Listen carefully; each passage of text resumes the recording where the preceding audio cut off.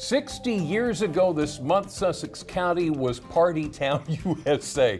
During a week in late June, there were parades, jet fighter flyovers, military bands, sailboat races, gala. The list just goes on and on. Yeah, and all those celebrations were leading up to the imminent grand opening of the Cape May Lewes Ferry. It promised to offer a faster, prettier, and more relaxing way across the Delaware Bay. Not to mention loads of tourists into our community. So, here to tell us more about it is this gentleman, Jim Duffy, Secrets of the Eastern Shore. Thank you so much. Good afternoon. Good to see you. Good to see you. Good to see you too. So this was not the first time folks got excited about a ferry across the Delaware? No, actually. In the 1890s, a railroad company started a ferry service in the same kind of route, but they went out. They went bankrupt and went out of business. So it only lasted a couple of years. Then in the 1920s, they were all ready. They had a whole new ferry service already. They had 3 boats and ready to go, and they were doing a test sail, and one of the boats sunk, and that project never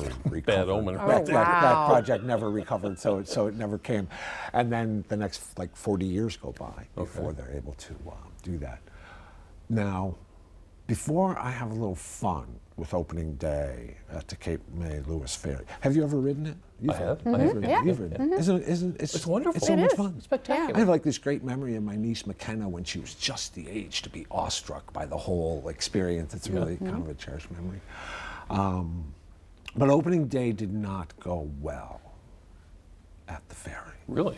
So yeah, they've had 45 million passengers. The thing's a big success. So it's one of those things where people say, you have this horribly embarrassing moment, on television or something like that.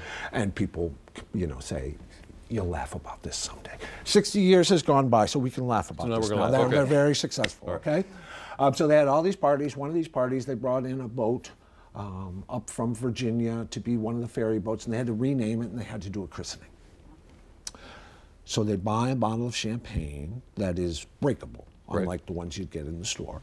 And then they cover it in a little linen kind of bag so that shards don't cause any problem. And some young employee or intern on the ferry service decided that wasn't good enough, and so they added tape to make the bag more secure from the shards. And then the First Lady of Delaware, Jean Tribbitt, I think her name was, went up at the big moment in front of the big crowd. Thunk. No. Second time. Thunk.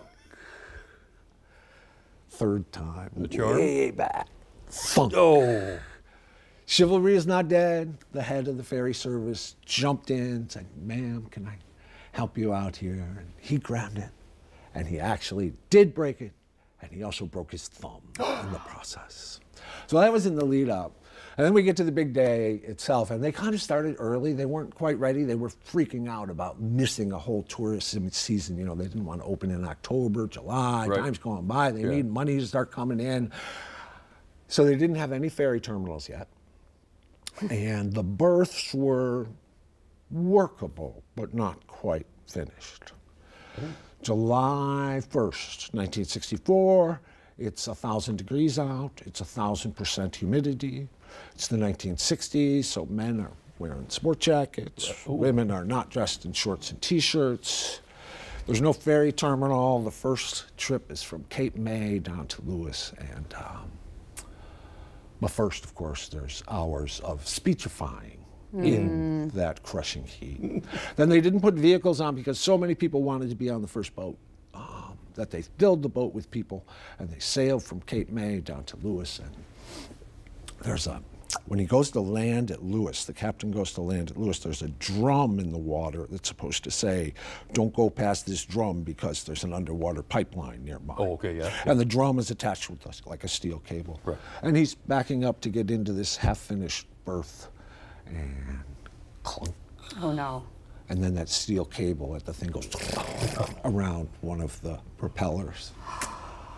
He has another engine, so he's able to back into this half-finished berth, but they're not able to go back. 1,000 degrees, 1,000% humidity, hundreds of people from New Jersey who don't have cars. There is no ferry terminal. They're not ready to provide refreshments. It was a very embarrassing opening day for the Cape May Lewes Ferry. Did they But they survived. And they came. But they survived. And 60 years of success and 45 million passengers and all the joyous moments like me and my niece had. It's all good. It's enough time we can laugh about We can laugh about it now. Yeah. With a clunk and a thunk. With a clunk and a thunk. Right. Jim Duffy, Secrets of the Eastern Shore. As always, thank you so much. Thank you.